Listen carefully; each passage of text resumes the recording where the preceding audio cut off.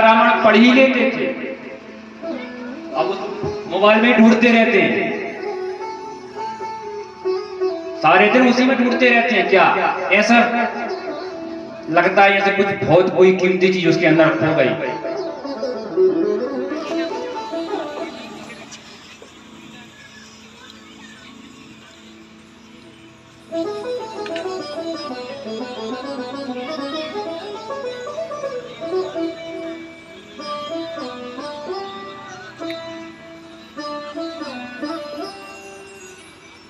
उस पथ पर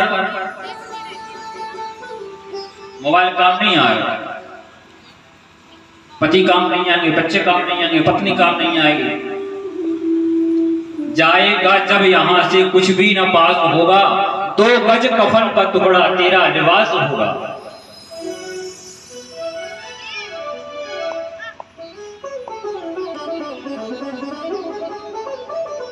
यही सत्य है, ये सत्य है। मृत्यु सत्य है, जीवन असत्य है।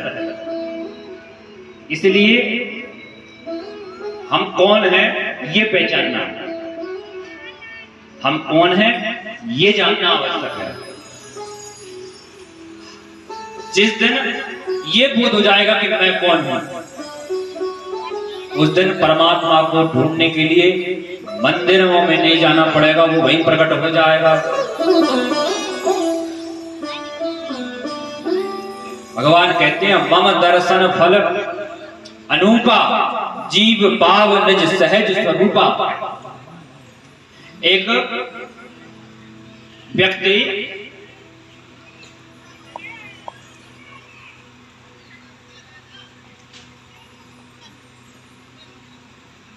के मन में विचार आया कि भगवान होते हैं कि नहीं भी होते,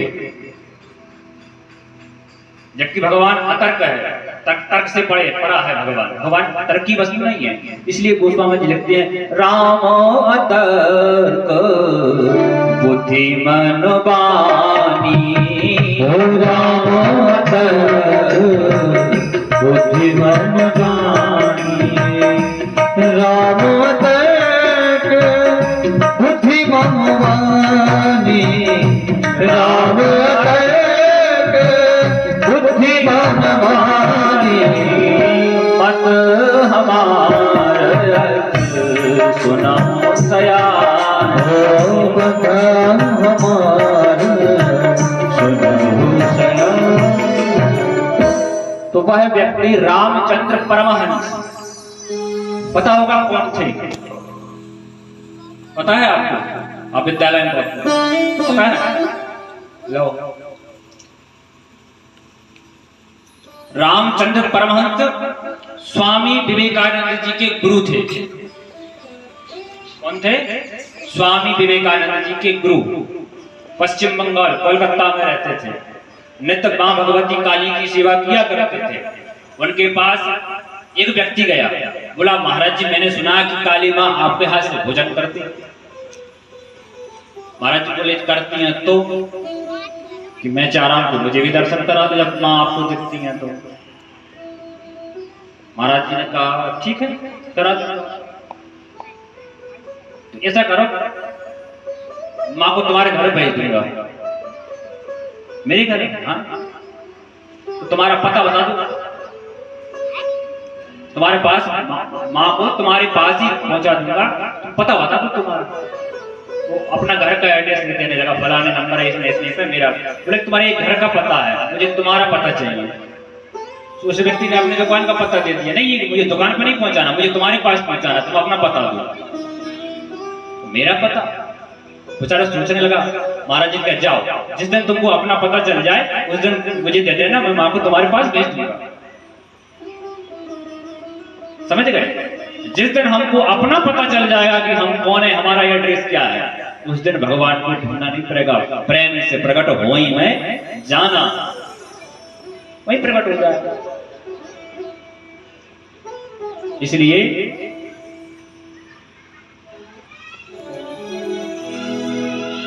भगवान से प्रेम करिए, और कथा में प्रवेश करते हैं, क्योंकि मौसम ज्यादा ही विपरीत हो रहा है, हो सकता है बारिश होने लगे।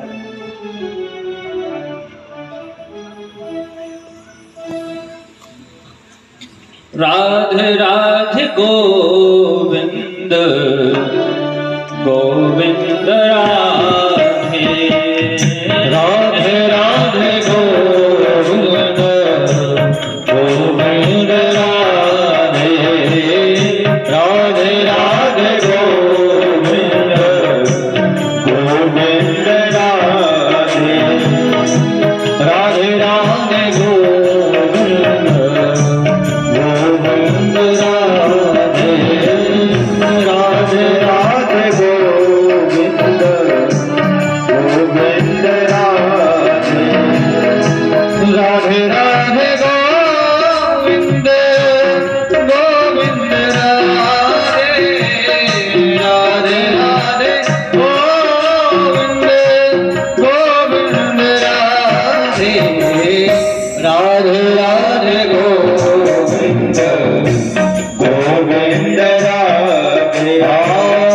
राधे राधे गोविंद गोविंद राधे, गोविंद राधे गोपाल राधे, गोविंद राधे गोपाल राधे, गोविंद राधे गोपाल राधे,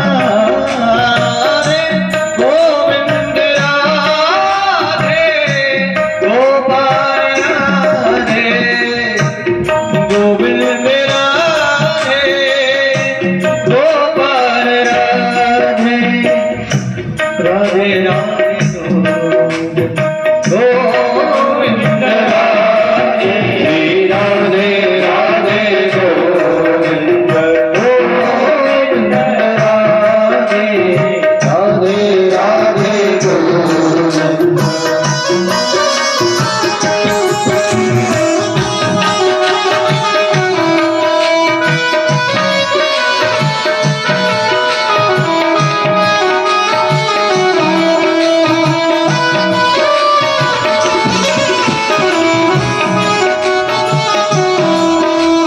गोपाल राधे, श्री राधे राधे गोविंद गोपाल राधे, राधे राधे गोविंद गोपाल राधे, राधे राधे गोविंद। बोलिए भक्तवत्सल भगवान। एक बात और, आजकल के परिदृश्य में जो मैंने सुना है,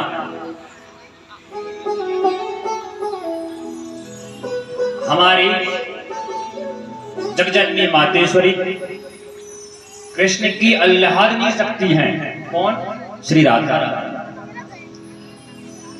अब इनको इस तरह से चित्रण किया जा रहा है भजनों, मैं उनको भजन नहीं कह सकता, जहां भाव ना हो वह भजन नहीं होता है। भज धातु से भजन की उत्पत्ति हुई है। सेव्य प्रत्यय करने पर भज धातु से भजन की उत्पत्ति होती है, लेकिन जहां भाव ना हो वो भजन नहीं होता है। लेकिन इस तरह से उनको गाया जा रहा है, उनको एक मान लो जैसे कोई फिल्म की नाटक के हीरोइन हो, इस तरह से चित्रण करके भजनों को बनाया जाए। और कल यहां भी बज रहे थे, बड़े बजे, बड़ा दुख हो रहा है, क्योंकि वो कोई एक्टर नहीं है, भगवान कोई एक्टर नहीं है, वो तो बहुत बड़े एक्टर हैं, संसार को नचा देते हैं। लेकिन उनके प्रति इस तरह की भावना रखकर भजन बनाए, ये सर्वदा सनातन धर्म के और भगवान की निंदा है ये, क्योंकि वो आह्लादनीय शक्ति हैं। उनकी भ्रुकुटी मात्र से संसार का लय और प्रलय हो जाती है, वो उत्पत्ति होती है। कोई साधारण शक्ति नहीं है राधा रानी। उस तत्व को भगवान कृष्ण भी नहीं समझ पाए, तो हम जीव और देवता भी नहीं समझ पाए, तो हम जीव कैसे समझेंगे महाराज? भगवान कृष्ण भी नेति नेति करके उनकी प्रार्थना करते हैं, वो अल्लाह की शक्ति है, इसलिए उनके चरणों में साष्टांग प्रणाम करना चाहिए। हे माँ, हमको सद्बुद्धि दो।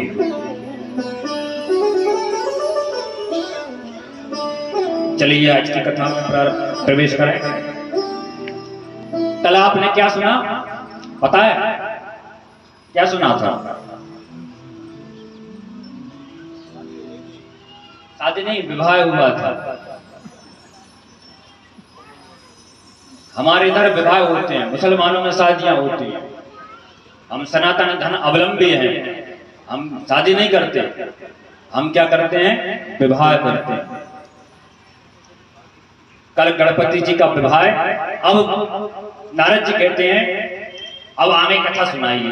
ब्रह्मा जी कहने लगे भगवान की दिव्य लीला है। एक बार भगवान ने त्रिपुरासुर को मार दिया था, त्रिपुर बसाया था, उनको एक ही बाण से खत्म कर दिया था। तो महाराज ये दिव्य कथा सुनाई।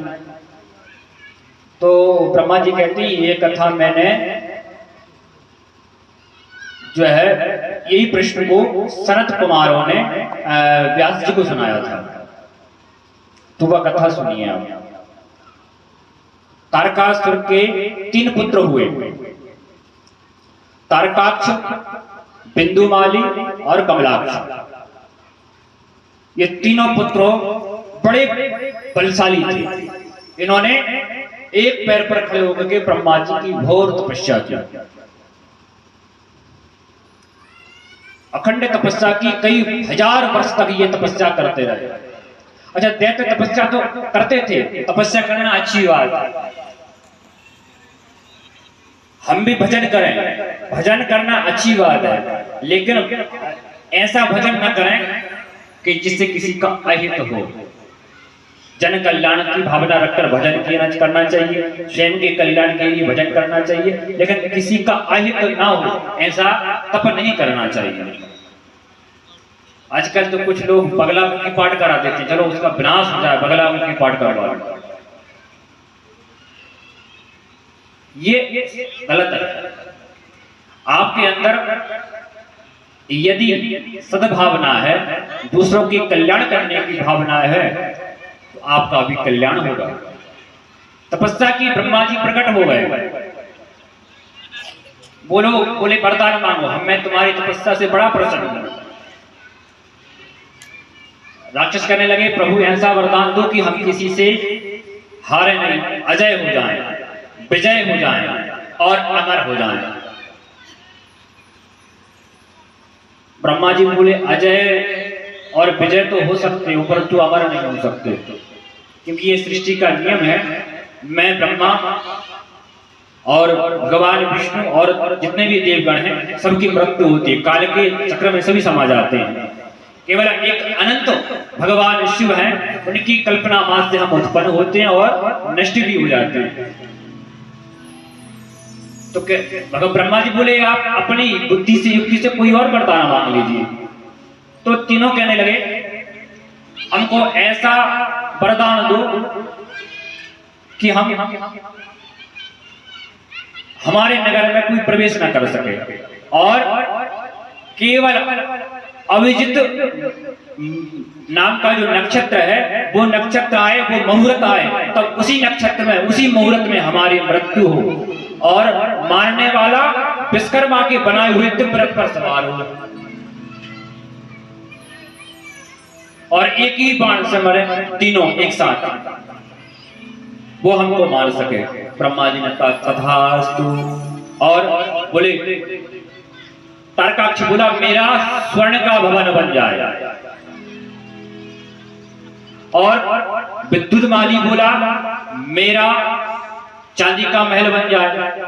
कमलाक्ष बोला मेरा लोहे का भवन बन जाए। और महाराज ऐसे भवन हुए कि जब चाहे कहां ले जाएं, हम आकाश में स्थित रहें और उड़ते रहें, स्थिर ना रहें। देखो एक कितनी बड़ी कल्पना है कि एक देश पूरा चलता फिरता उड़ता देश बना दिया। और महाराज वरदान देकर ब्रह्मा जी अंतर ध्यान हो गए। उस नगर में तो वो त्रिपुर कहलाए, तीनों पुर। और उन्होंने ये भी वरदान मांग लिया था कि तीनों पुर एक साथ हों एक के ऊपर एक आए तभी हमारी मृत्यु हो। ब्रह्मा जी ने कहा आपको, जैसे मोबाइल होगा ना, मोबाइल कितना ही चला लो, चार्ज तो करना पड़ेगा। तो ब्रह्मा जी ने कहा जब तुम चार्ज करने के लिए, एक दूसरे की ऊर्जा लेने के लिए एक दूसरे के ऊपर आओगे तभी तुम्हारी वध होगा, तभी तुम्हारी मृत्यु होगी। अब तीनों ने भगवान शिव की आराधना की उस पर में, और नित्य शिव का अभिषेक करते थे महाराज। वहां के प्राणी भी धार्मिक थे, बड़े शिव भक्त थे। अब उसने त्रिलोकी में आतंक मचाना चालू कर दिया, सारे देवता घबराने लगे। पृथ्वी लोक से लेकर रसतल पाताल तक और ऊपर भू भूभुवन लोक जल लोक तप लोक तक हाहाकार मचा दिया। देवता इधर से उधर भागते फिरते रहे। ब्रह्मा जी के पास गए, ब्रह्मदेव आपने कैसा वरदान दे दिया, अब इनको इनसे बचाने की कोई युक्ति? बोले ब्रह्मा जी बोले मैं तो वरदान दे चुका, उन्होंने मेरा तप किया तो मैंने वरदान दे दिया, अब इनसे बचाने की युक्ति तो भगवान विष्णु ही बता सकते हैं, क्योंकि ये शिव के परम भक्त हैं, इनको कोई मार नहीं सकता। देवता लोग बड़े परेशान, उनके नगर में कोई प्रवेश नहीं कर पाए, जैसे प्रवेश करने के लिए जाए तो जलकर भस्म हो जाए।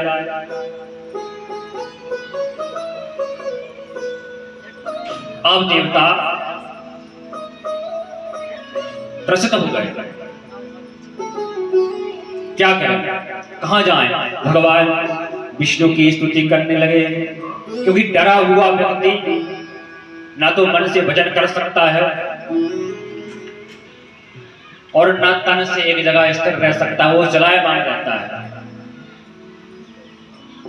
भगवान की स्तुति करने लगे, भगवान नारायण को प्रकट करने के लिए, मेरी जिंदगी संवर जाए।